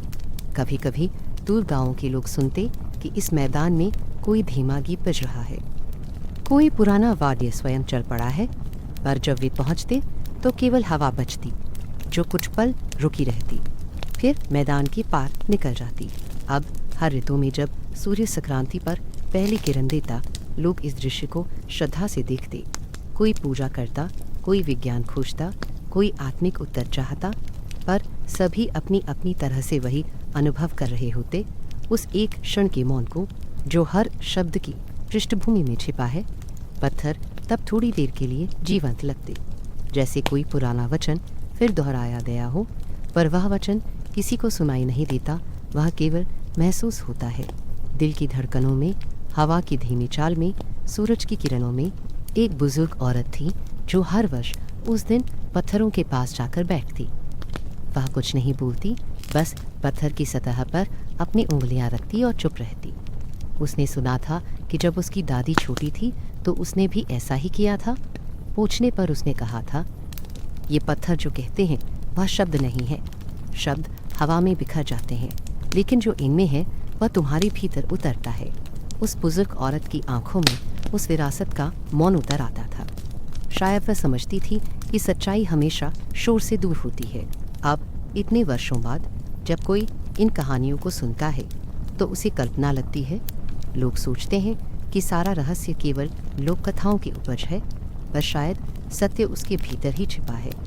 शायद इन पत्थरों की व्यवस्था केवल दिशा और सूर्य की कोणों की गणना नहीं, बल्कि एक ध्यान की मुद्रा थी, मानवता के प्रथम मौन का स्वरूप। यह वही स्थिति थी जहां मनुष्य ने पहली बार अपने चारों ओर के आकाश को महसूस किया था और जाना था कि जीवन केवल गति नहीं, स्थिरता भी है। जब रात घिरती है और हवा पत्थरों के बीच से गुजरती है तो लगता है कि वे अभी बोल रहे हैं। ना देवता, ना दानव, ना जादू, बस धरती का स्वयं से संवाद। यही सच्चाई है जो हर कहानी से परे है, वह मौन जो समय से गुजरकर आज भी इन पत्थरों में गूंज रहा है। और प्रत्येक सुनने वाले को यह सिखा गया है कि सत्य कभी कहा नहीं जाता, वह बस अनुभव किया जाता है। धूप उस दिन कुछ अलग थी, न बहुत तेज न बहुत मध्यम, बस उतनी कि पत्थरों के शरीर पर एक सुनहरी परत सी बैठी रही। दूर दूर तक फैला मैदान जैसे अपनी शांति को फैलाकर हर आने वाले को अपने भीतर समा लेने को तैयार था। हवा में हल्की ठंडक थी, पर उसमें किसी आम ठंड का स्पर्श नहीं था। वह हवा मानो समय का एक अंश साथ लिए बह रही थी, सदियों पुरानी फिर भी आज की सांसों जैसी ताज़ी। चारों दिशाओं से आने वाले कदमों की चाप धीरे धीरे मिल रही थी। ये वे लोग थे जिनकी आंखों में खोज थी। कोई इतिहास के उत्तर खोज रहा था, कोई जीवन के प्रश्न। सबसे पहले कुछ यात्री पुराने रास्ते से आए, पेड़ों के बीच से होकर। उनके कपड़ों पर मिट्टी की गंध थी और चेहरों पर थकान की महीन लकीरें, पर जैसे ही उन्होंने पत्थरों का वह वृत्त देखा, उनके भीतर कुछ थम गया। किसी ने कुछ नहीं कहा, बस ठहर गया। पत्थरों के उस घेराव में कोई ऐसी चुप्पी थी जो किसी भाषा से बड़ी थी, ऐसा मौन जो सुना जा सकता था, महसूस किया जा सकता था, पर कहा नहीं जा सकता था। कुछ ही क्षणों में उनकी सांसें धीमी पड़ गईं, जैसे कोई अदृश्य लय उन्हें स्थिर कर रही हो। एक स्त्री पगडंडी से चली आ रही थी, उसकी हथेलियां अब भी नई मिट्टी से सनी थीं। वह बोझ नहीं लिए थी, पर उसके चलने में एक पुरानी थकान थी। जब वह वृत्त के पास पहुंची तो उसने देखा कि बाकी लोग पत्थरों को छूकर खड़े हैं। उसने भी एक पत्थर के पास जाकर अपनी उंगलियां उसकी सतह पर रख दी। उस क्षण उसके भीतर जैसे कोई झिल्ली फट गई। एक हल्की सी ठंडक उसकी हथेलियों से होकर कंधों तक फैल गई।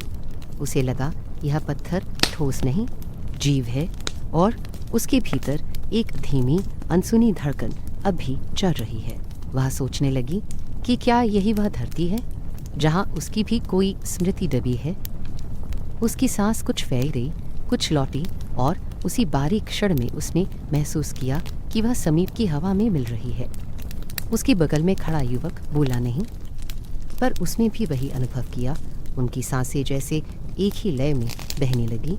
ऐसा लगा कि वे दोनों अब अलग नहीं, बस पृथ्वी की एक ही सांस में समाये हैं। इसी तरह बाकी लोग खड़े हुए, बैठे हुए, चलते हुए, सब धीरे धीरे एक ही मौन ध्वनि का हिस्सा बनते चले गए। वह मौन कहीं से उत्पन्न नहीं हुआ था, वह मानो सदैव से यहाँ था, और यात्रियों की उपस्थिति ने उसे बस फिर से जागने दिया। कोई मन ही मन बुदबुदाया, यह स्थल प्राचीन अवशेष नहीं, यह जीवित है। किसी ने उसे सुना नहीं, पर हवा ने उस वाक्य को उठाकर पत्थरों के बीच पहुंचा दिया। वहाँ वह वाक्य तुरंत शब्द नहीं रहा, संगीत बन गया। दूर से कुछ बच्चे भागते हुए आए। उनके हाथों में छोटी छोटी लकड़ियाँ थीं। उन्होंने पत्थरों के बीच दौड़ना शुरू किया। उनकी हंसी हवा और झिंगुरों के स्वर के साथ मिल गई। वयस्कों ने उन्हें रोका नहीं। उन्हें लगा जैसे यही क्षण इस स्थान का सबसे सच्चा रूप है, जब जीवन बिना अर्थ बनाए बस जीता है। बच्चे वृत्त की परिधि पर दौड़ते रहे और हर घुमाव के साथ सूर्य की किरणें उनके बालों में चमकती रहीं। वे जब अचानक रुकते तो उनकी परछाइयाँ पत्थरों में मिल जाती और फिर अचानक मिट्टी पर गिर पड़ती, मानो पत्थर उनके खेल में भाग ले रही हों। एक वृद्ध जो दूर देशों से आया था, अपने हाथ में एक छोटी सी नोट पुस्तिका लिए पत्थरों का अध्ययन कर रहा था। वह वर्षों से इस स्थान के रहस्य खोज रहा था। आज भी वह वहीं करने आया था, पर कुछ अलग शुरुआत हो चुकी थी। उसने देखा उसकी आंखें बार बार पत्थरों की ऊंचाई और दूरी मापने के बजाय बस उनके भीतर के रंग पर टिक रही थी। उसकी उंगलियों के बीच कागज था, पर कलम अब कुछ लिख नहीं रही थी। धीरे से उसने उसे बंद कर दिया। वह समझ गया कि कुछ बातें देखकर नहीं, सुनकर भी नहीं, बस महसूस करके ही समझी जा सकती हैं। उसने सिर झुका लिया और खुद को उस भूमि की हवा में छोड़ दिया। उस क्षण में उसने वर्षों की खोज को नहीं पाया, बल्कि उससे परे कुछ जाना, वह जो शब्दों से बाहर है। एक कलाकार जो अपने मन के भीतर संगीत ढूंढती थी, मैदान के एक कोने में बैठी थी। उसकी आंखें बंद थी। वह हवा, ओस और घास की महक को मिलाकर कोई अनकहा राग सुनने की कोशिश कर रही थी। उसे लगा हवा में एक निश्चित लय है, जैसे कोई पुरानी ध्वनि अब भी इन पत्थरों के भीतर स्पंदित है। वह स्वर हर दिशा से उठता और फिर अपने केंद्र में लौट जाता। उसे लगा कि जैसे हर पत्थर, हर सांस, हर यात्री एक ही राग के सुर हैं। उसने मन ही मन पाया कि दशकों से जो संगीत वह रच नहीं सकी, वह यहीं पहले से बज रहा है। समय का आभास उस क्षण मिट गया था। दिन और शाम का फर्क समाप्त हो गया। सूर्य की अंतिम किरण जब पत्थरों के सिरों पर गिरी तो पूरा वृत्त सोने जैसी आभा में नहाया हुआ लगने लगा। कोई एक पत्थर चमका, फिर दूसरा, फिर पूरा मैदान जैसे किसी धीमी आंच पर जल उठा। उस दृश्य में कोई शक्ति थी जो मनुष्यों की रफ्तार तोड़ देती थी। सब लोग स्थिर हो गए। उनकी आंखों में प्रकाश था, पर भीतर अंधकार से भी गहरा एक संतोष था। धीरे धीरे उस मौन में सांसों की एक नई लय बनने लगी।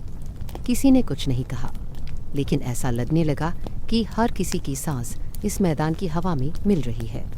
यह कोई प्रतीक नहीं, एक अनुभव था, जैसे धरती स्वयं सांस ले रही हो और सभी उससे जुड़ गए हों।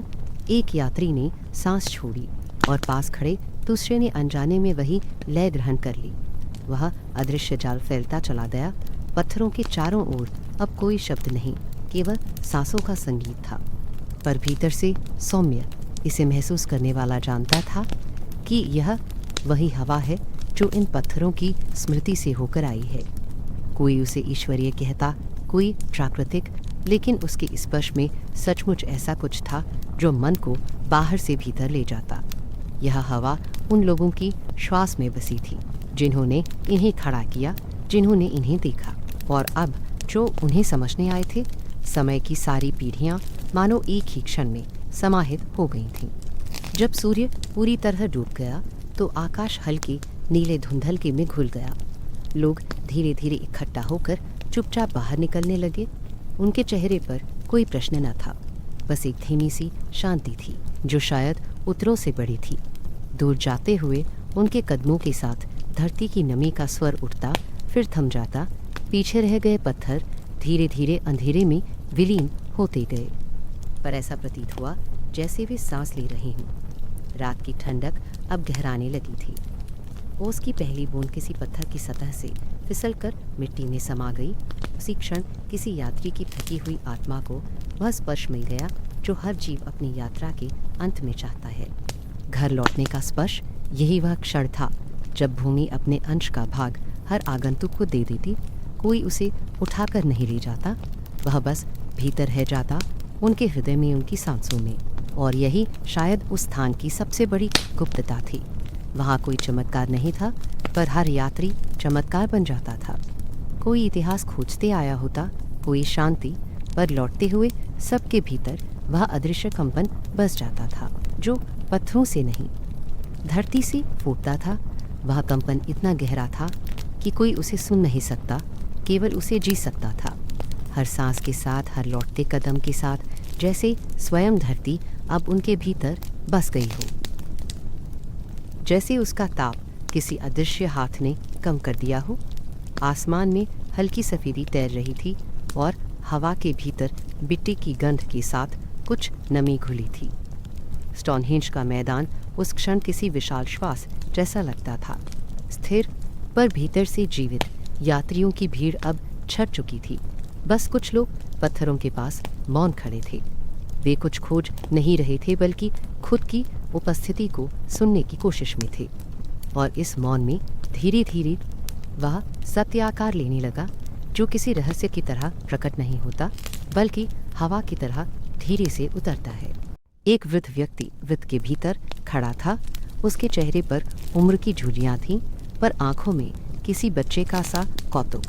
उसने बहुत दूर देशों के इतिहास पढ़े थे, बहुत कालजयी संरचनाएं देखी थीं, पर यहाँ खड़े होकर उसे लगा कि यह सब कुछ किसी उद्देश्य से परे है।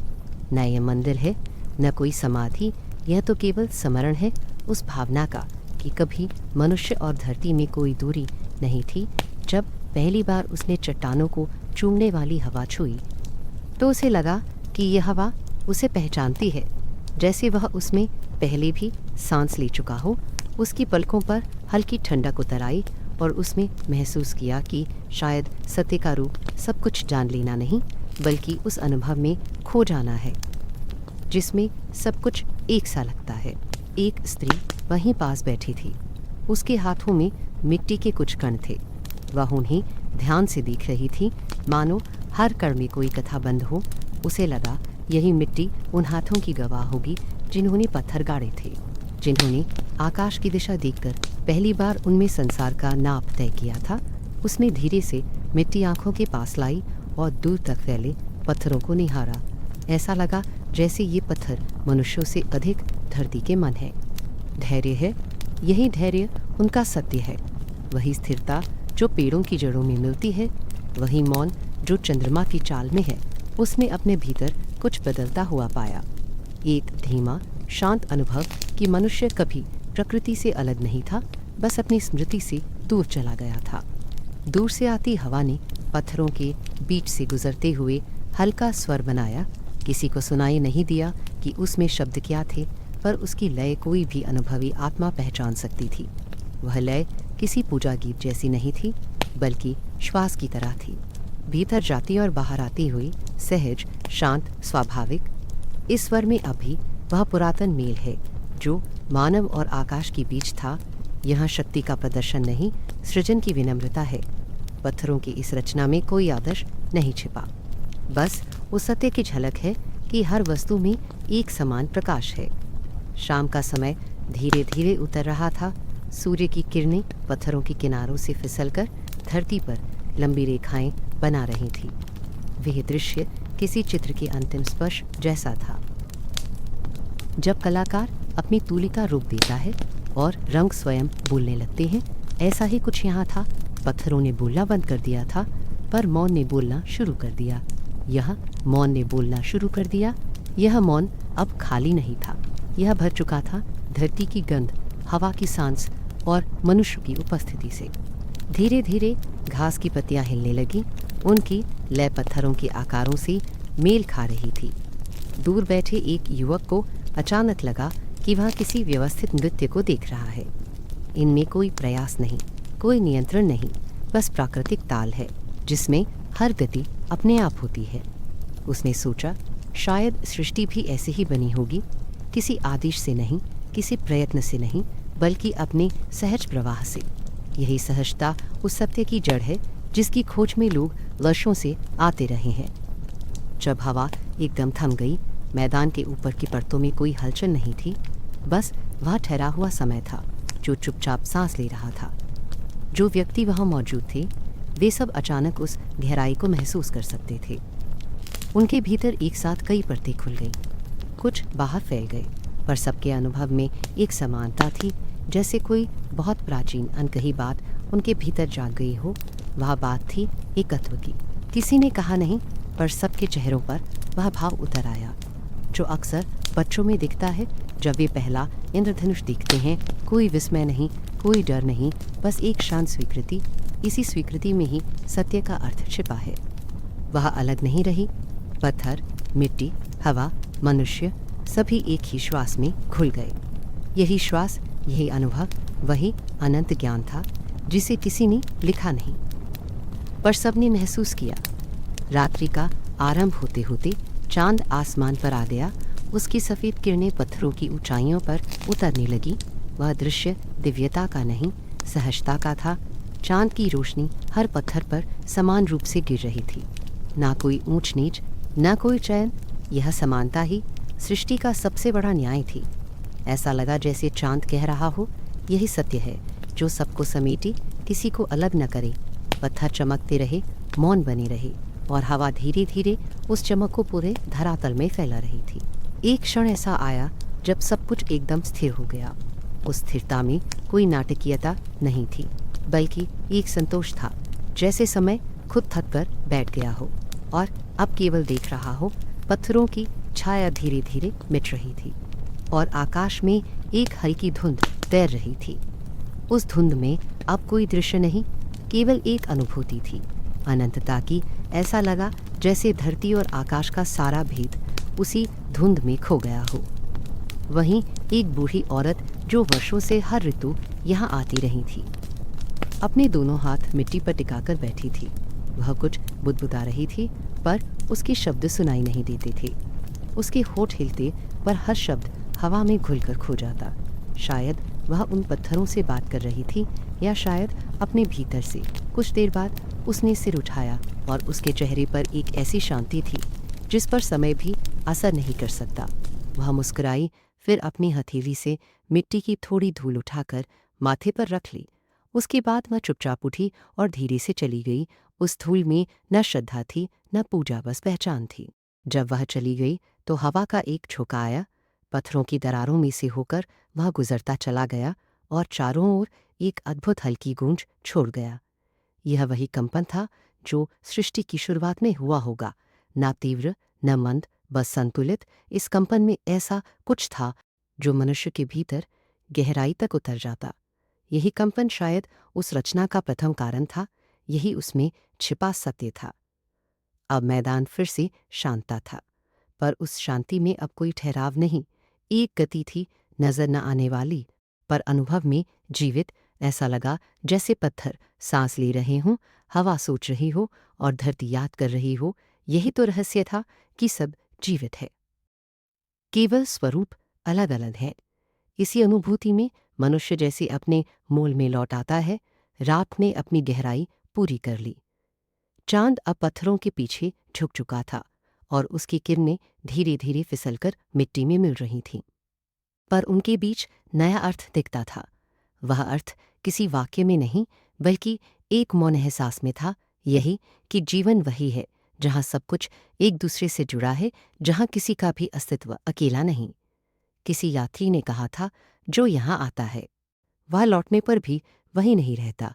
शायद यह सच था, क्योंकि जब कोई इन पत्थरों के पास थोड़ा ठहरता है तो वह केवल इतिहास नहीं देखता